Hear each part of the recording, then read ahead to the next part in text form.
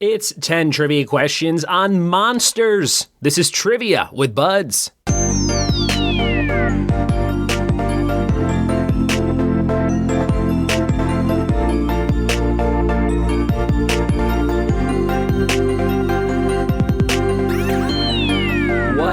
And welcome to another episode of the Trivia with Buds podcast. I'm your host, Ryan Buds. Thanks for checking out the show. There are over 1,600 episodes you can listen to whenever you want.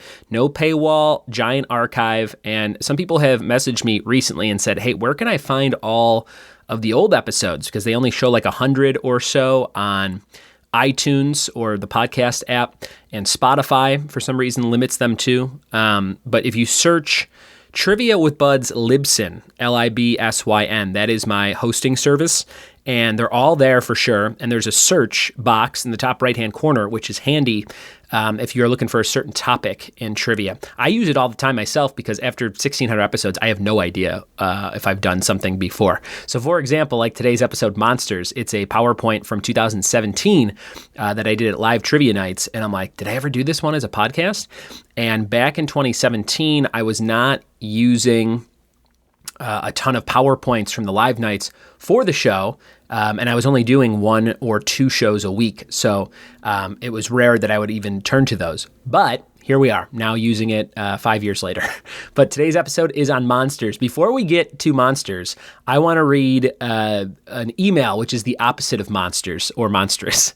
It's like the nicest email I've gotten. So this is from my friend Leslie. Leslie says, subject, last night's podcast. First, I will tell you that I listen to podcasts as I'm falling asleep. I always make it through yours, but last night was a winner. I got most of the answers until the last category. We don't do movies, and out of the pop culture world is beyond me. I just love your joyous voice and look forward each night to listening to you. I hope you continue the longer podcasts at the end of the month. That cut had to be a lot of work to put together, but from a listener standpoint, I love them. How do you podcast with little persons in the house? Hugs to you and your family. Leslie, aged grandmother. That is my favorite sign-off I think I've ever gotten in an email, aged grandmother, and also just a very sweet email. So thank you so much, Leslie. I hope my voice is drifting you off to slumberland as I speak. And continue to send me an email anytime you want. I offered to send Leslie some swag that I have, stickers and puzzles and things. She said, oh, sweet child. Keep those things and donate them to charity or something. So Leslie is my new favorite listener for the time being, and I appreciate that email. Thank you, Leslie. Very, very kind of you, and I'm glad you like the show. Okay, we're going to jump into this round on monsters, a monstrous round of trivia. Here we go. All right, questions about monsters. Number 1, what one-word monster had major theatrical films released in 1998 and 2014. Number 1, what one-word monster had major theatrical films released in 1998 and 2014?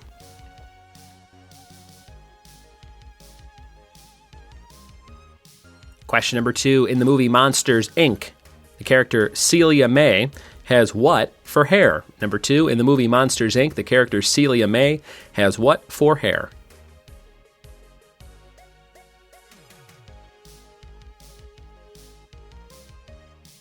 Question number 3, what family lived in a town called Mockingbird Heights? Mockingbird Heights. What family lived in a town called Mockingbird Heights?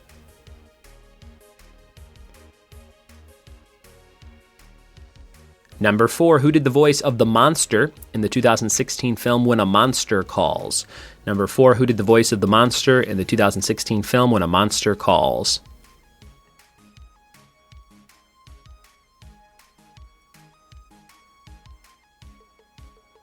Number 5, what song contains the lyrics, "The ghouls all came from their humble abodes to get a jolt from my electrodes"? Number 5, what song has those lyrics?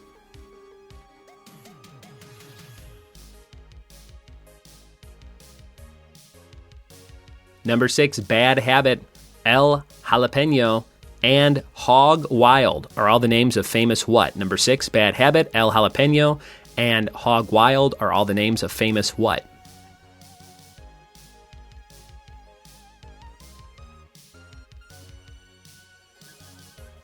Question number 7, what 1986 plush doll and animated series featured a set of toy shackles that kids could break?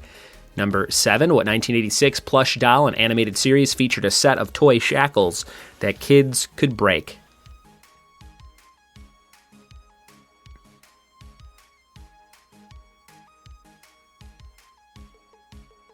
Question number 8, in the Goosebumps book, The Girl Who Cried Monster, where does the monster work? Number 8, in the Goosebumps book, The Girl Who Cried Monster, where does the monster work?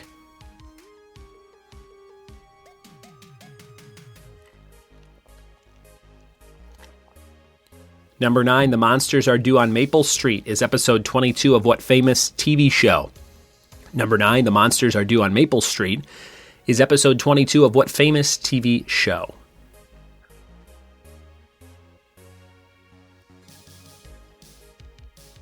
And question 10, what product was first released by the Hansen Natural Company in April 2002? Number 10, what product was first released by the Hansen Natural Company in April 2002?